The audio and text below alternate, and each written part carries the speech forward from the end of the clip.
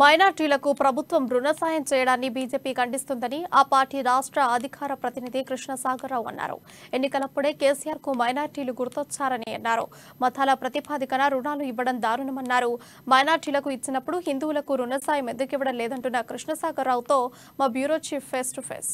BC Bandhu అమలు చేస్తున్నటువంటి రాష్ట్ర ప్రభుత్వం తాజాగా మైనార్టీల కోసం మైనార్టీ బంధు పథకాన్ని ప్రవేశపెట్టింది. మైనార్టీలకు ₹1,00,000 ఆర్థిక సాయం చేసే విధానం ప్రకటించింది. దీనిపైన మాట్లాడేందుకు మనతోటి బీజేపీ అధికార ప్రతినిధి కృష్ణసాగరరావు గారు ఉన్నారు. వారి అభిప్రాయం తెలుసుకున్నాం. సార్ చెప్పండి, మీరేమంటారు దీని అంటే భారతీయ జనతా పార్టీ ఈ విషయాన్ని తీవ్రంగా ఖండిస్తూ ఉన్నది. ఈ నిర్ణయం ఏదైతే ఉన్నదో ఇది ఒక ప్రజారంజకమైన పద్ధతిలో జరిగే నిర్ణయం కాదు, ఇది ప్రక్రియ కాదు, ఇది అన్కాన్స్టిట్యూషనల్గా భావిస్తూ ఉన్నాం. రాజ్యాంగానికి వ్యతిరేకంగా పని నడుస్తూ ఉన్నది. ఎన్నిక కాబడ్డ ప్రభుత్వానికి ఇప్పుడు పన్నులు చెల్లించే ఏదైతే ప్రజలు ఉన్నారో వాళ్ళ డబ్బుని, వాళ్ళ స్టేట్ ఎక్స్చెకర్ని ఇష్టమైనట్టు మనం పందేరం చేయడానికి వాళ్ళకి హక్కు లేదు. కేసీఆర్ గారు అర్థం చేసుకోవాల్సింది, ఆయన ఎన్నిక కాబడ్డ ప్రభుత్వం, రాజు కాదు. ఇప్పుడు ముస్లింలకి ప్రతి ఇంట్లో ఒకరికి ఇస్తా అంటే ఏ బేసిస్ మీద ఇస్తూ ఉన్నారు? ఆధారం ఏంది దీనికి? మరి హిందువులకి ఎందుకు వద్దు, ఒక ముస్లింలకే ఎందుకు కావాలి? ఇప్పుడే ఎందుకు చేస్తూ ఉన్నారు?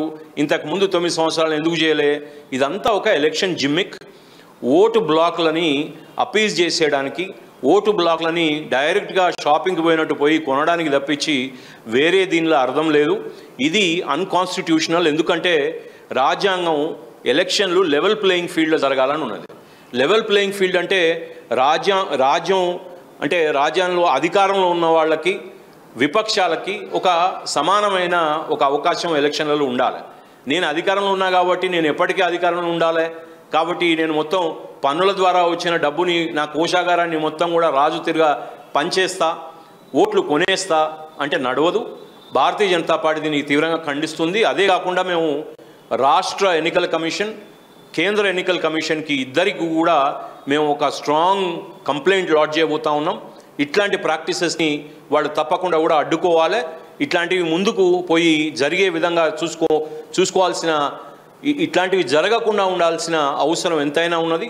దాన్ని కేసీఆర్ గారు అర్థం చేసుకోవాలి, ప్రజలు ఇంకా ఎక్కువ అర్థం చేసుకోవాలి. ఈయన ఎందుకు డబ్బును వెచ్చించి ఓట్లు కొంటా ఉన్నాడు.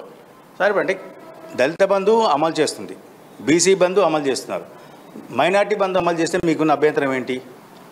అంటే ఇప్పుడు దళిత బంధు చేయడం అన్నది దానికి ఒక